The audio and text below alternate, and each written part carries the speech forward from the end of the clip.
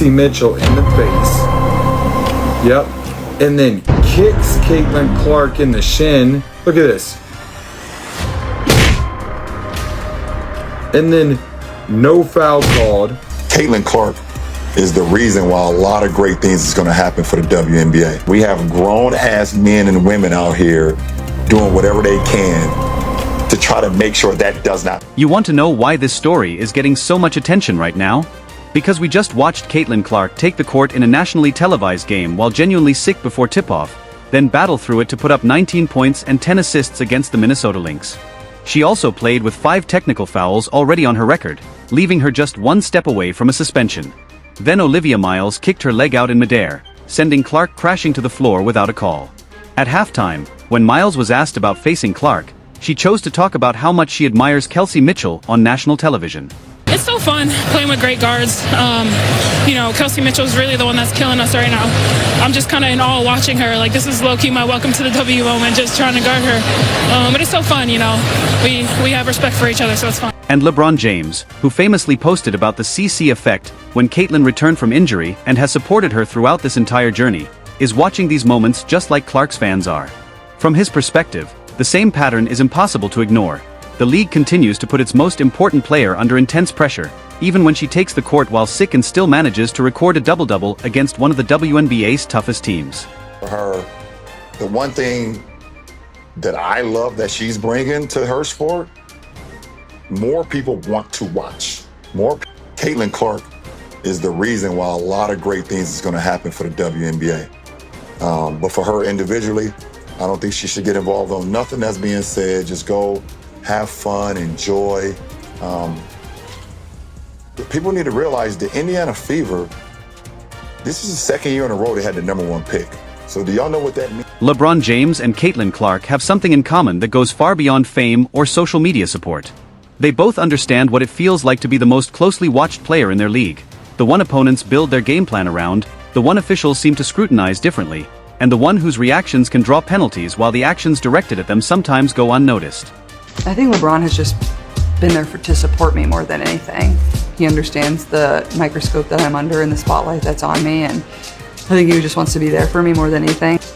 When I was hurt last year, he reached out and was like, is there any way I can help you? Like, is there anybody I can connect you with? Then Clark returned from the All-Star break, only to find the same controversy waiting for her, this time involving Olivia Miles extending her right leg outward in midair as Clark challenged the drive. Here's what happened. Clark arrived sick and genuinely unwell before tip-off, yet still delivered 19 points and 10 assists for Indiana, recording another double-double. Meanwhile, Kelsey Mitchell exploded for 37 points in 35 minutes, putting together one of the most dominant individual performances of the WNBA season. The Fever also shot 57% from the field and 46% from 3, compared with Minnesota's 44% shooting from beyond the arc. Isn't bullying, let's look at the NBA. Bullying on the court is a thing that has happened before. It is a rite of passage, and it is a sign of respect. And for someone who doesn't know the game, for you to use certain words, we've got to be careful with our words. She's not getting beaten. She's not being bullied. No one's pulling her hair. No one's telling her she can't come out and play with them. That is a sign of respect. If I go at you because you're supposed to be a superstar, you're supposed to take it. Ask LeBron. Ask Michael Jordan. Ask the greats. It's a sign of respect. No one's bullying. And when she gets asked... Early in the second quarter, Miles drove past Kelsey Mitchell, turned the corner, and attacked the basket. As she went up for the layup, her right leg kicked outward and sent Clark falling hard to the floor. No offensive foul was called on the play. Clark stayed down for several moments before eventually getting back up. It felt like the same pattern all over again. Different game, different opponent, different contact, but ultimately the same result. No call. I do think that there is a thing called pretty privilege. There is a thing called white privilege. There is a thing called tall privilege. And we have to acknowledge that. And so the part of it is about race, because if you think about the Brittany Griners of the world, why did she have to go to play in Russia? They wouldn't pay her. Because they wouldn't pay her. Because they wouldn't pay her. But I'm rooting for Caitlin because I've been in that seat before. I've walked that road before. I hope she kills. I hope Aaliyah Boston does amazing. And we have grown-ass men and women out here doing whatever they can to try to make sure that does not happen. That is the weirdest thing in the world, but it is what it is, and I'm glad that Caitlin has a great head on her. And then the situation became even more frustrating. On the same sequence, Olivia Miles appeared to catch Kelsey Mitchell in the face before making contact with Clark's shin. 2 potential offensive fouls on one play, yet neither was called. Meanwhile, Clark attacked the basket repeatedly throughout the game and never received a trip to the free throw line, aside from a technical free throw resulting from Miles arguing with the officials. It's the same behavior Clark is criticized for whenever she does it. Miles complained to the referees, received a technical, and Indiana got the free throw. Yet somehow, Miles's reaction barely became part of the conversation. The thing I wanted to bring up was just, I don't want to call it hatred, but there's definitely like a dislike or vitriol coming her way towards older players. And look, I think we all experienced that to some degree when we first got in the NBA. For sure. Your opponents are not wrapping their arms around you. I had that to a small extent. I was the cocky white kid from Duke, right? You know, I feel like sometimes my teammates hate. The same media outlets that spent weeks labeling Clark as uncoachable and a disruption to her team watched Olivia Miles argue with officials and barely mentioned it. Now let's get to the Miles halftime interview, because this is the part Clark's fans can't stop discussing. With 2 minutes remaining in the first half, ESPN sideline reporter Holly Rowe caught Miles heading toward the tunnel and asked what it was like facing a guard like Clark for the first time. Instead of focusing on Clark, Miles largely shifted the conversation toward praising Kelsey Mitchell. WNBA is putting itself well in the category of the WWE, where you don't really talk about the games, you talk about all the stupid stuff that's surrounded. They're also trying to make Alyssa Thompson a victim for the throat punch heard around the world of Caitlin. It's so much fun playing against great guards. Kelsey Mitchell is really the one hurting us right now, and I'm honestly impressed watching her. This is kind of my welcome to the W moment, just trying to defend her. Welcome to the W. Meanwhile, Clark was sick, still recorded a double-double, played through a kick to the shin and a leg extension that sent her crashing to the floor, and remains just one technical foul away from an automatic suspension. You women out there, y'all petty, man. Hey, LeBron, you're 100% right on these girls hating on Caitlin. And the rookie who had just made contact with Clark in midair then told ESPN at halftime that Kelsey Mitchell was the player impressing her the most. Maybe it was a carefully chosen response, or perhaps simply a measured halftime interview answer.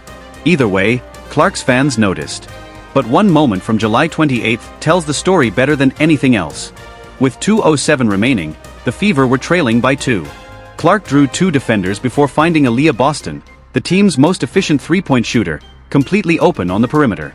Boston hesitated, traveled, and the Fever never recovered. That missed opportunity on a wide-open 3 became the turning point as Indiana eventually lost despite shooting the same percentage from the field as Minnesota. Where I believe there's been a failure on the part of some people to appreciate the mantra of a rising tide lifts all boats. Ride this cash cow till the wheels come off. They did it in the NBA with Magic Johnson. They did it ultimately with Michael Jordan. You know, that's how you do this. You find somebody that just galvanizes folks and ingratiates themselves with the public at large in such a way where everywhere they go and whatever they do, everybody wants to watch. Indiana lost despite Mitchell scoring 37 points and Clark recording a double-double while battling illness. The game slipped away because of missed layups, missed calls, and a crucial travel with just over 2 minutes remaining. LeBron James understands that kind of night better than most. He has experienced games where the officials, unlucky bounces, and missed opportunities all seem to go against you, yet he still found ways to win or take something valuable from the loss. When he looks at Clark's July 28th performance, he doesn't see a player who failed. He sees someone who showed up sick, took contact in midair without a call, had her shin hit by the same player who also made contact with her teammate's face on the same sequence, and still came within reach of winning the game. An elevated level of physicality that obviously compromised her availability last season where she missed a few games. There is a palpable resentment towards this girl, where you have people who are resenting of her star power and her cachet, and as a result, if they have an opportunity to go at her, they're going to take it. The loss ended the Fever's 5-game winning streak while extending Minnesota's league-best streak to 10 straight victories. The Lynx are widely regarded as the WNBA's top team, yet Indiana had them under pressure with just 2 minutes remaining, despite Clark never getting a single trip to the free throw line. Fans were not willing to stay silent about it. Clark played while sick, was sent to the floor by a kick, took contact on her shin without a call, and still finished with 19 points and 10 assists. Then, at halftime, Olivia Miles was praising Kelsey Mitchell instead. For many Clark fans, the perceived disrespect was impossible to ignore. One fan posted, Stay with that girl this whole time. It's hard. You know? I feel you, but it's just, this is a young team. Yeah. What are you going to do? Come off of Caitlin or come off of Sophie? That's what I'm saying. Pick your poison. No, the ball was out of it. was a dead ball situation. All I'm saying is that the last person you want to catch the basketball. But Caitlin was taking the ball out. Caitlin passed it to Kelsey Mitchell. Two potential offensive fouls happened on the same play, one involving Mitchell's face and another hitting Clark's shin. Yet neither was called. Indiana simply could not seem to get a whistle, and fans watching noticed. Another fan pointed out that Clark attacked the basket multiple times but finished with 0 free throw attempts. Miles argued with the officials and received a technical, while Clark has faced weeks of criticism for similar reactions. To many fans, that double standard has become exhausting. Another viewer called the WNBA so dirty, while one comment captured the frustration perfectly. Clark played while sick, got knocked to the floor, nearly pulled off the win anyway, and yet the next day's discussion could still center on Olivia Miles. That has become the frustration surrounding Caitlin Clark in this league. So the question remains, is the lack of offensive foul calls when Clark is hit, kicked, or knocked down becoming a documented pattern, similar to the controversies from June? And does LeBron James need to stop taking the diplomatic approach and start demanding that the league protect the player he has publicly praised? Let us know what you think in the comments. Every opinion matters, so drop yours below.